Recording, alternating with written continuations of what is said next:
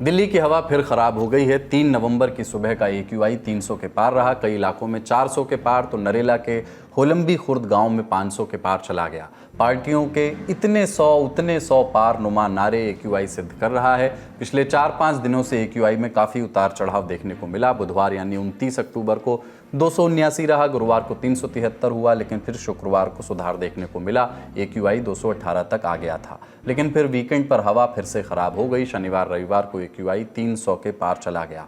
आंकड़ों से इतर स्थिति की गंभीरता को आप इस विजुअल से समझ सकते हैं। विजुअल विचलित करते हैं, देखकर आप बूझो तो जाने खेल सकते हैं। नज़ारा शनिवार 1 नवंबर की शाम का है। धुंध ने दिल्ली की पहचान इंडिया गेट को पूरी तरह से ढक लिया था। इंडिया गेट कैमरा के लेंस में कहीं नजर नहीं आ रहा। ये नज़ारा कमोबेश पूरी राजधानी का रहा। आंखों में चुभन, सीने में जलन और सांस लेने में दिक्कत, ये दिल्ली वालों ने बीते हफ्ते खूब झेला। पटाखों के जलने, फैक्ट्रियों के कचरे और गाड़ी के धुएं के अलावा एक और चीज़ ने प्रदूषण में योगदान दिया है, पंजाब में पराली का जलना। इंडियन एक्सप्रेस की रिपोर्ट के मुताबिक 1 नवंबर को पंजाब में 442 जगहों पर पराली जली, यानी इस सीज़न में एक दिन में सबसे ज़्यादा। इस साल बाढ़ के चलते कम पराली जली, तब भी अक्टूबर 5 सालों का दूसरा सबसे प्रदूषित अक्टूबर रहा। जानकार कहते हैं कि आने वाले दिनों में राहत मिलने की उम्मीद कम ही मानिए। हवा की स्पीड कम है और टेम्परेचर धीरे धीरे गिर रहा है। इसके कारण जो जहरीली हवा है वो जम जाती है, मूव नहीं कर पाती। प्रदूषण एक जगह पर टिका रहता है। इन सारे फैक्टर्स का निचोड़ यही है कि आने वाले दिनों में हवा की स्थिति और ख़राब हो सकती है। दिल्ली के प्रदूषण पर राजनीति भी हो रही है। पिछली सरकार के नुमाइंदे मौजूदा सरकार पर तोहमत लगा रहे हैं, अभी वाले सब कुछ सुधार लेने का वादा कर रहे हैं। इस सब के बीच मामला कोर्ट की चौखट पर पहुंच गया। जैसा कि हमने पिछले एपिसोड में बताया था कि दिल्ली में कई एयर क्वालिटी मॉनिटरिंग स्टेशन काम नहीं कर रहे। ये बात प्रदूषण के विषय में कोर्ट की मदद करने वाले सीनियर एडवोकेट अपराजिता सिंह ने सुप्रीम कोर्ट को बताई। कहा कि दिवाली के दिन केवल 37 में से 9 मॉनिटरिंग सिस्टम काम कर रहे थे। ऐसे में स्थिति की गंभीरता कैसे तय की जा सकती है। इसके बाद CJI गवई की बेंच ने एयर क्वालिटी मैनेजमेंट कमीशन यानी CAQM को प्रदूषण पर स्टेटस रिपोर्ट देने को कहा है। सवाल यही है कि स्थिति से निपटा कैसे जाए। मास्क लगाना, बिना काम के बाहर न निकलना, जब निकलना तो पब्लिक ट्रांसपोर्ट का इस्तेमाल करना, ये सब सलाहें दी जा रही हैं। सरकार मेट्रो के फेरे बढ़ा रही है। दूसरे राज्यों के भारी मालवाहक गाड़ियों की एंट्री दिल्ली में बंद कर रही है। लेकिन क्या ये उपाय काफ़ी हैं? आंकड़े शायद बदल जाएं, छिड़कावों से मैनेज हो जाए, पर क्या हवा साफ हो पाएगी?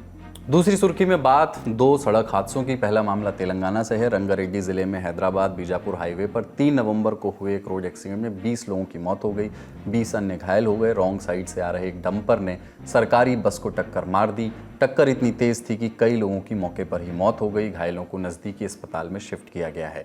सभी मृतकों का पोस्टमार्टम पूरा हो गया है। सभी डेड बॉडीज उनके परिजनों को सौंप दिए गए हैं। राज्य सरकार ने हादसे की जांच के आदेश दिए हैं। प्रधानमंत्री नरेंद्र मोदी ने घटना पर शोक जताया। मरने वालों को 2-2 लाख और घायलों को 50-50 हज़ार रुपये मुआवजे का ऐलान किया गया है।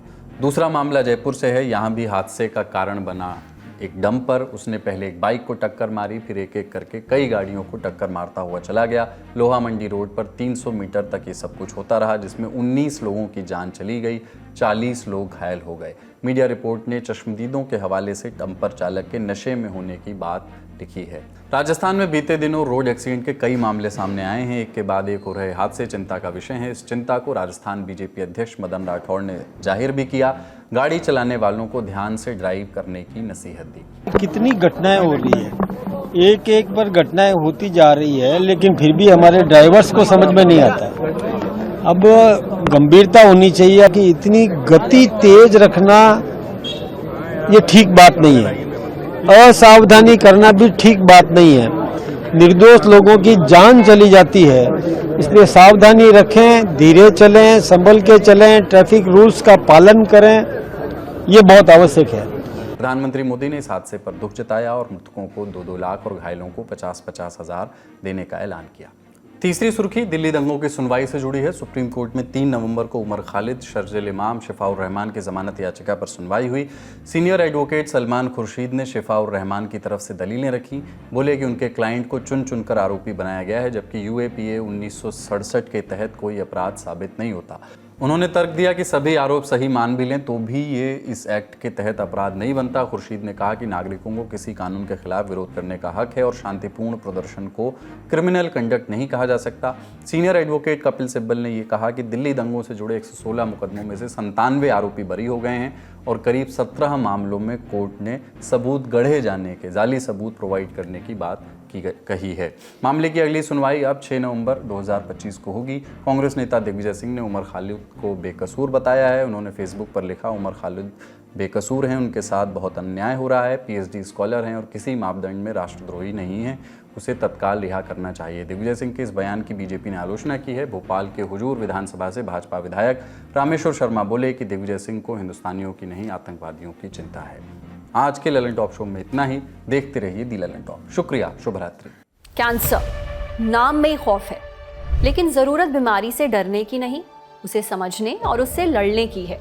क्यों होता है ब्रेस्ट कैंसर, कौन सा टेस्ट कराएं और बच सकें तो बचें कैसे? आपके सभी सवालों का जवाब देंगे देश के जाने माने कैंसर एक्सपर्ट्स।